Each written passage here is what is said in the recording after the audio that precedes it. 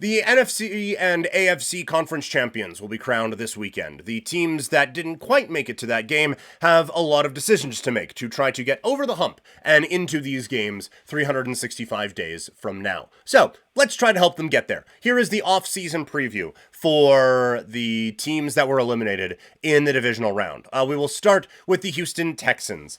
I think the big issue here is the offensive line. CJ Stroud was sacked a lot. Now, a big part of that is wide receiver. They couldn't get anyone open, and because of that, Stroud's holding the ball a ton, and because of that, he's getting sacked a bunch. Like, he held the ball too long, simply held it too long against Kansas City. You need guys who can get open, but you also need an offensive line to give him a little bit more time than what he had. So, Stroud needs to be better in that way, the receivers need to be better in that way, but the offensive line really needs to be better. And so I think that is a main priority for this team. As wide receiver is too. I think you have to assume Dell is going to be out a while. That was a pretty horrific injury. I would be surprised if Stephon Diggs is back. I think you need a real, reliable number 2 receiver who is just a get open guy. And can be a bit more of a reliable 2nd and 8, 3rd and 6 type of a guy who can just keep the chains moving and help your offense out that way and let Nico Collins be the superstar number 1 wide receiver and get all of the attention. It does seem like they may lose a little bit of steam in the pass rush in free agency, so that might also be an area that they need to address. But I think the defensive side of the football is pretty fine. It's just kind of stacking up for what may be lost in free agency. On Detroit, clearly depth on defense is a bit of an issue. Aiden Hutchinson getting hurt, obviously, significantly decreased their chances and significantly impacted their defense. But it's what we talked about with Detroit last year. When TJ Watt went down with an injury, and it's, okay, well, the defense sucks now, but that's because TJ Watt went out. It's like,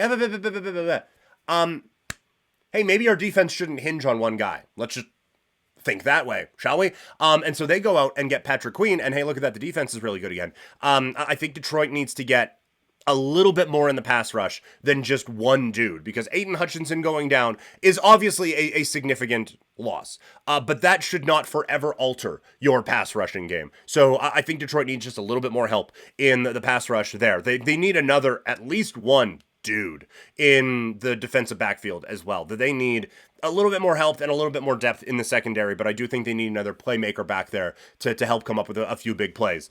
And then the last one here, it's different for them than it is for a couple of these other teams.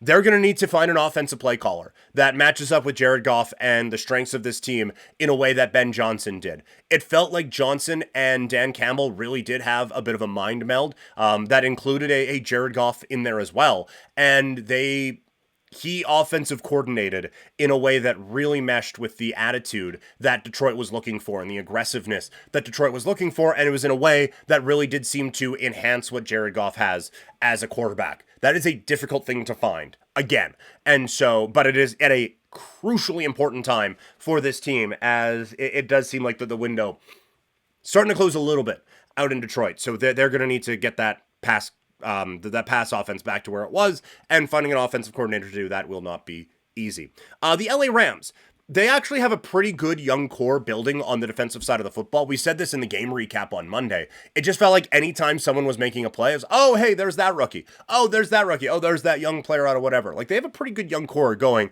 I do think you need another linebacker, like a real playmaker at the linebacking core, and then probably one in the secondary as well. Like, they feel like they're a couple of guys away from this defense being a real problem again out in Los Angeles. Offensive line was an issue. They ranked 20th in pass rush win rate as an offensive line. I don't know how I can not say pass rush sometimes, but I get pass rush win rate nailed. But either way, basically bottom 3rd in the league when it came to that category. That's something that I think needs to be addressed when you have a relatively immobile quarterback in the backfield there. The offensive line, I do think, needs strengthening up. And the offseason discussion around Cooper Kupp is probably not going to be favorable to the veteran wide receiver. I do think that there is probably a need for another playmaker in the pass catching game out in LA. And in Baltimore, they need to address the defense.